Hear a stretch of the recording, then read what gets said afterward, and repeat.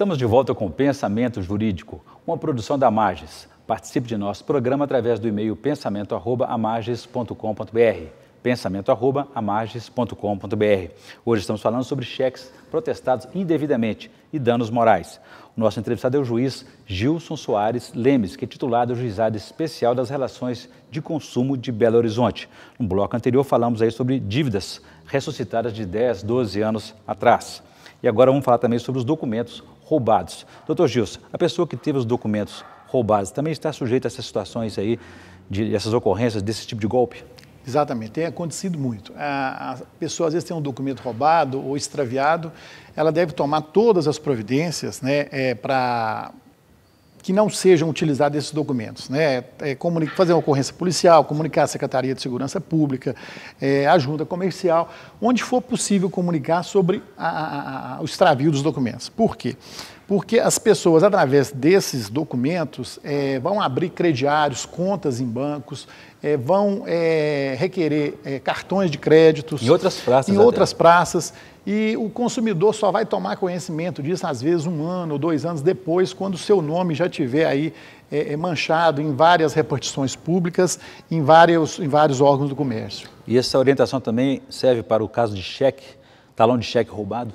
Furtado? Com certeza. O talão de cheque também, ele deve, o consumidor, o cliente, deve comunicar imediatamente ao banco, sustando, né, o pagamento daqueles cheques, porque os cheques vão circular na praça e com certeza ele vai ter muita dor de cabeça depois para poder provar que não foi ele o emitente daqueles cheques, que aqueles cheques foram furtados ou roubados e que ele não tem responsabilidade pelas dívidas constantes dos títulos. Aí ele já é vítima de outro tipo de quadrilha que vende cheques no centro da cidade. Com certeza. Aqui em Belo Horizonte tem um caso aí que foi agora ao ar há pouco tempo, de pessoas que ficam ali na região central, perto da rodoviária, vendendo esses cheques que são furtados ou roubados e repassam para o comércio em geral.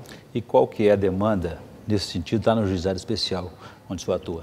Tem uma grande demanda também. Por quê? Porque o consumidor não tem conhecimento de que seu nome está no SPC ou no Serasa. Quando ele vai tentar um crediário em uma loja, ele é pego de surpresa com aquela mancha no seu nome, com o seu nome negativado, então ele deixa de adquirir o produto porque não tem crédito e ele tem que recorrer à justiça para que seja então chamada a lide, aquela empresa, aquela instituição financeira que tem aquele crédito, que também foi vítima de um larápio, né, para que possam compor essa lide e resolver o problema da melhor maneira possível. Essa tem sido a orientação do Judiciário. No caso da liminar, é sempre concedida também para a exclusão do nome da pessoa? Sempre concedida, por quê? Porque essa tutela de emergência, essa liminar que se concede ao consumidor, ela é reversível. Ou seja, se depois de 2 meses na audiência de instrução, a instituição financeira vem ao processo demonstrar que o consumidor deve realmente, que a dívida não está prescrita, que não foi cheque roubado, que não foi cartão clonado, então a dívida realmente existe, o juiz pode mandar restabelecer a negativação do nome do consumidor. Então, por isso que a medida é sempre concedida, porque ela pode ser revertida. É fácil a reversão. Mas 99% dos casos em que o consumidor procura a justiça é porque realmente ele tem razão, ou seja, o cheque está prescrito, a dívida está prescrita, ou os documentos foram roubados. Então, ele só procura o judiciário no último caso e as liminares são quase todas mantidas na sentença final. Isso eu disse que no bloco anterior, além de solicitar a exclusão do seu nome, do SPC, dessa lista negativa, ele também pode e deve cobrar danos morais. Qual que é a penalidade da empresa nesse caso? Tipo de indenização está sujeita a pagar? O dano moral é um dos problemas mais difíceis, né, que o judiciário brasileiro enfrenta na área civil. Por quê? Porque o dano moral, a fixação de uma indenização por dano moral, ela é muito subjetiva. Nós não temos, né, na nossa legislação um critério objetivo para fixar uma indenização por um abalo psíquico, por um dano moral. Ele é distinto do dano material. Ele é distinto do dano material. O dano material é aquele que você tem um prejuízo que ele é economicamente mensurável. Você pode medir aquele prejuízo e tem que haver um nexo, ou seja, o prejuízo ocorreu por causa da conduta de uma instituição financeira. O dano moral, em determinados casos, não há necessidade nem da prova de qualquer prejuízo, como é o caso da súmula 388. Mas o dano moral é esse que abala psicologicamente a pessoa. Ele é diferente do dano material. O dano material é mensurável, é possível medir a quantificar o dano material. O dano moral, não existe critério científico para fixar uma indenização. Depende de cada juiz. Eu vi, por exemplo, um caso aqui do Tribunal de Justiça de Minas Gerais, de um cheque devolvido no valor de 90 centavos, mas a indenização acabou sendo de R$3.000. Esse é o valor limite?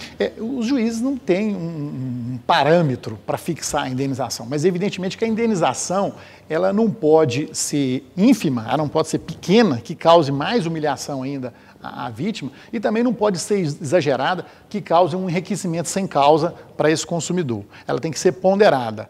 Mas para se chegar a essa ponderação, existe aí um grande subjetivismo. Por quê? Porque a pessoa tem que analisar o abalo psíquico, né, que houve em relação àquele consumidor. Se esse abalo psicológico é duradouro ou não, não é um simples aborrecimento, não é uma discussão qualquer, não é uma briga no trânsito que vai gerar o dano moral. Tem que ser um abalo psicológico contínuo, né, duradouro, que vá realmente dar suporte a essa indenização. Essas empresas golpistas, né, de cobrança, elas, além de incluir o nome da pessoa no SPC, elas também processam a pessoa. É fácil incluir o nome da pessoa no SPC? Se ele tiver uma dívida contraída e não paga, ele comunica ao Serasa ou ao SPC e eles vão, então, atendendo aquela comunicação, fazer o lançamento no SPC. Agora, tem que se averiguar se realmente essa dívida existe, se essa dívida prescreveu ou não prescreveu, né?